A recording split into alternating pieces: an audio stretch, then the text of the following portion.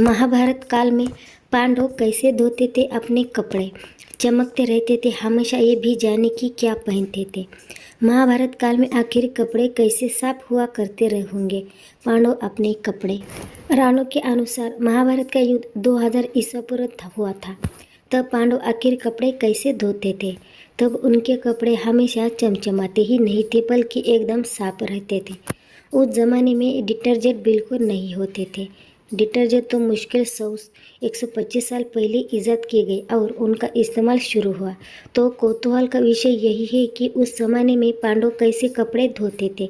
खासकर तब पांचों भाई अज्ञातवास के दौरान ज्यादातर जंगलों और छोटी जगहों में रहते थे। क्या करते थे फिर हमें ये बताएंगे कि अज्ञातवास के दौरान जब उन्हें खुद अपने कपड़े धोने पड़े तो उन्हें किन तरीके का इस्तेमाल किया। ये सवाल अक्सर पूछा जाता है कि महाभारत काल में कैसे वस्त्र पहने जाते थे, पांडव क्या पहनते थे, उस समय कपड़े कैसे बनाए जाते थे, महिलाएं क्या पहनती थी।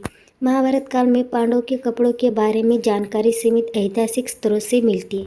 उस समय के कपड़े मुख्य तौर पर प्राकृतिक फाइबर जैसे कपास और ऊन से बनाए जाते थे। पारंपरिक भारतीय वस्त्र इससे शरीर के निचले हिस्से की चारों ओर से लपेटा जाता है। पुरुषों में धोती पहनने के रिवाज अब बेशक कम हो गया, लेकिन भारत में 4 दशक पहले तभी खूब पहने जाते थे। उपरना एक प्रकार का शॉल या दुपट्टा होता है, पांडव इसे पहनते थे। इसे आमतौर पर कंधे पर लपेटा जाता था। ये सम्मान का प्रतीक माना जाता है। कुर्ता, पांडव अक्सर कुर्ता पहने थे जो लंबा और ढीला वस्त्र होता है। ये लोगों की सामाजिक स्थिति और रुतबे को भी दिखाता है। साड़ी, द्रौपदी साड़ी पहनती थी। कौरव दरबार में जब दुश्मन ने उनकी साड़ी खींची तो वो लंबी होती थी। महाभारत काल में कपड़े कैसे धोते जाते थे। जब पांडव महाभारत काल में 13 साल के वनवास और 1 साल के अज्ञातवास में भेजे गए तब उन्हें अपने कपड़े खुद साफ करने होते थे। तब कपड़े धोना मुश्किल काम था। लोग हाथों से ही कपड़े धोते थे। कपड़े आमतौर पर बहती नदी के पानी में धोए जाते थे क्योंकि नदी का बहना पानी अशुद्धियों और कपड़े से निकली मलिनता को अवशुद्ध कर लेता था, पापों के कपड़े साफ कर देता था। दाग और भूरेपन को मिटाने के लिए कपड़ों का राख या रीठा या खेतों में सुबह के समय बीचे मिलने वाले सफेद रंग के अमोनिया जैसे पाउडर में घटों भिगोया जाता था। इसके बाद हाथ से उस कपड़े में मिसते थे, फिर पत्थरों पर लटकते थे। ये वैज्ञानिक दृष्टिकोण तब भी ज्ञात था कि कपड़ों को मैल साबुन जैसे इस धोले से मिलकर कपड़ों से तब हटा जाता था जब इन रगड़ा जाता था। रही सही कसर कपड़ों को कड़ी सतह पर परख करने से पूरी हो जाती। धोने के बाद कपड़ों का धूप में सूखने के लिए खेतों में फैला दिया जाता था, जिससे ब्लीचिंग और स्वच्छता के साथ कपड़े सूख जाते थे।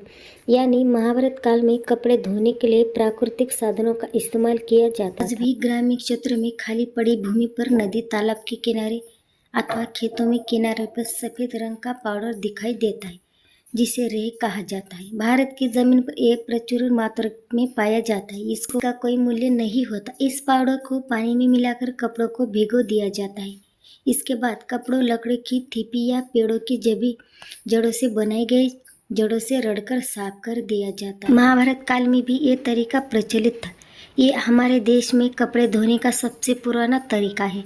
रे एक बहुमूल्य खनिज है। इसमें सोडियम सल्फेट, मैग्नीशियम सल्फेट और कैल्शियम सल्फेट होता है। इसमें सोडियम हाइपोक्लोराइड में पाया जाता है जो कपड़ों को कीटाणु मुक्त कर देता है। नदियाँ और समुद्र के सोडा से भी साफ होते थे कपड़े। जब नदियों और समुद्र के पानी में सोडे का पता लगता तो कपड़े धोने में इसका भरपूर इस्तेमाल होने लगा। लकड़ी के बड़े टबों का इस्तेमाल। धोने के प्रक्रिया के दौरान लकड़ी के बड़े वॉश टब में कपड़े पीटने और हिलाने के लिए लकड़ी के चप्पों का उपयोग किया जाता था। इस पे कपड़ों को हिलाने और अधिक गंदगी हटाने में मदद मिलती। महाभारत काल में रीठा का डिटर्जेंट के तौर पर इस्तेमाल। भारत वनस्पति और खनिज से हमेशा संपन्न रहता है। यह एक पेड़ होता है जिसे रीठा कहा जाता है। तब कपड़ों को साफ करने के लिए रीठा का खूब इस्तेमाल होता था। राजाओं के महलों में रीठा के पेड़ अथवा रीठा के उद्यान लगाए जाते थे। महंगे रेशमी वस्त्रों को कीटाणु मुक्त और साफ करने के लिए रीठा आज भी सबसे बेहतरीन ऑर्गेनिक प्रोडक्ट है। पांडव भी मिट्टी और राख से रगड़कर नहाते थे। प्राचीन भारत ही नहीं बल्कि कुछ दशक पहले तक भी मिट्टी और राख से बदन पर रगड़कर भी भारतीय नहाना करते थे या फिर अपने हाथ साफ करते थे। राख और मिट्टी का इस्तेमाल बर्तनों को साफ करने भी होता था। पुराने समय में लोग सफाई के लिए मिट्टी का प्रयोग करते थे। भारत में कब आया साबुन और डिटर्जेंट? भारत में आधुनिक साबुन की शुरुआत 1 से 30 साल से पहले ब्रिटिश शासन में हुई थी। लिबर ब्रदर्स इंग्लैंड में भारत में पहली बार आधुनिक साबुन बाजार में उतारने का काम किया। पहले तो ये ब्रिटेन से साबुन को भारत में आया करती थी और उनकी मार्केटिंग करती थी। जब भारत में लोग साबुन का इस्तेमाल करने लगे तो फिर यह पहली बार उसकी फैक्ट्री लगाई गई। फैक्ट्री नहाने और कपड़े साफ करने दोनों तरह की साबुन बनाती थी। नॉर्थ वेस्ट सोप कंपनी पहली ऐसी कंपनी थी जिससे 1897 में मेरठ में देश का पहला साबुन का कारखाना लगाया। एक कारोबार खुला, खूब फला फूला। उसके बाद जमशेदजी टाटा इस कारोबार में पहली भारतीय कंपनी के तौर